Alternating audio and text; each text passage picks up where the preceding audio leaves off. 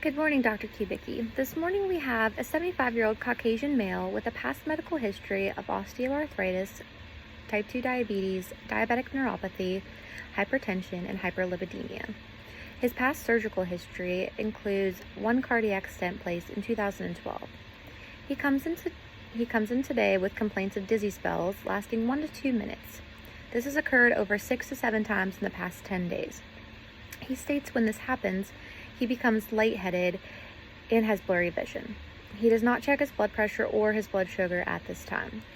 He cannot think of any contributing factors. He states it does not happen at any particular time of the day. It's very random throughout the day. It does not happen after or before any kind of medication. He says it goes away in 1 to 2 minutes if he sits down.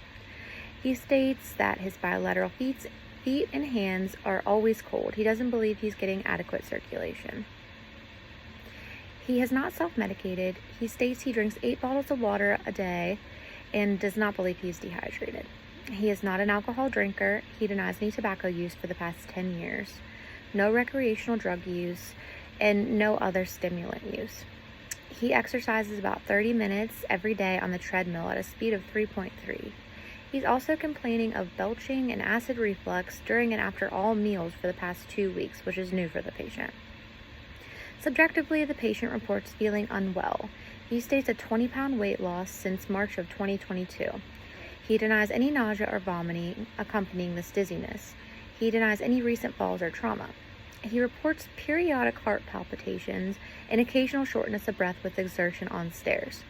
He denies any history of an irregular heartbeat in the past. He reports the frequent belching and hiccups after every meal. This is new for him, and it brings him a great deal of discomfort. Otherwise, he denies any loose stool, constipation, or decrease in appetite. He denies any trouble with urination, and he states he eats and drinks well. He complains of constant aches and pains that he has had over many years from the diabetic neuropathy, mostly to the bilateral lower extremities. As for medications, he takes metoprolol 25 milligrams at night, amlodipine 10 milligrams daily, and losartan 25 milligrams daily, all for blood pressure. He takes a total of 1,200 milligrams of ibuprofen daily due to his aches and pains. He takes atorvastatin 40 milligrams at night for his hyperlipidemia. He takes Ozempic 1 milligram sub-Q weekly, Jardiance 10 milligrams daily, and metformin 250 milligrams twice a day, all for his type 2 diabetes. He takes gabapentin 300 milligrams twice a day for his aches and pains as well, and his diabetic neuropathy. Objectively, upon examination, the patient is pale, but he's well groomed. He is alert and oriented and answers all questions appropriately. His cranial nerves are grossly intact. He is pale, appears a little bit malnourished. Normal heart sounds are auscultated. Lungs are clear anteriorly and posteriorly. He does have diminished sounds in posterior bases. His abdomen is soft and non-tender to palpation. Bowel sounds are active in all 4 quadrants. No involuntary guarding is noted. He has full range of motion in all extremities. His vital signs today are his temperature. He's afebrile at 98.7. His blood pressure is a little bit low at 104/60. Pulse is 62. Pulse ox is 95% on room air. As for differential diagnoses today, I believe the most important one is coronary artery disease. We need to rule out if this patient is having rule out any occlusion to see if he needs another stent placed. He has been having the dizzy spells, occasional palpitations. He hasn't had a stress test or an echocardiogram in over 10 years. My second diagnosis is anemia. Since the patient is pale and dizzy and comes to us with a sort of a low blood pressure, we want to make sure that he is not anemic. He also states that his hands and his feet have been very cold recently. Capillary refill was less than 3, and good circulation was noted. My third differential diagnosis is possible gastritis due to his daily use of NSAIDs. He has an excessive use of ibuprofen history, and this could result in a GI bleed. It's important to educate the patient on discontinuing the ibuprofen or at least cutting it down to prevent any GI bleed.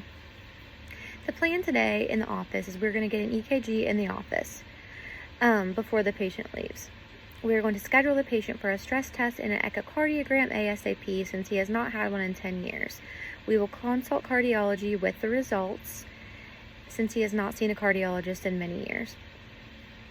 For labs, we will do a CBC to assess for any anemia, CMP because he has a history of diabetes and high blood pressure. We will draw a lipid panel just to see what his numbers are since he does have a history of high cholesterol. Today we'll do a PSA. He hasn't had one in over 10 years and his significant weight loss is questionable, and we still want to kind of find the source of that if we can. We're going to discontinue ibuprofen use. We will have the patient increase their gabapentin to 600 milligrams 3 times a day as needed. To address the gastritis for now, we will start him on 40 milligrams of Protonix daily on an empty stomach. We will cut the amlodipine in half to 5 milligrams PO daily and have him monitor his blood pressure at home. Education is given to the patient on blood pressure parameters, when to not take his medicine and when to absolutely take it.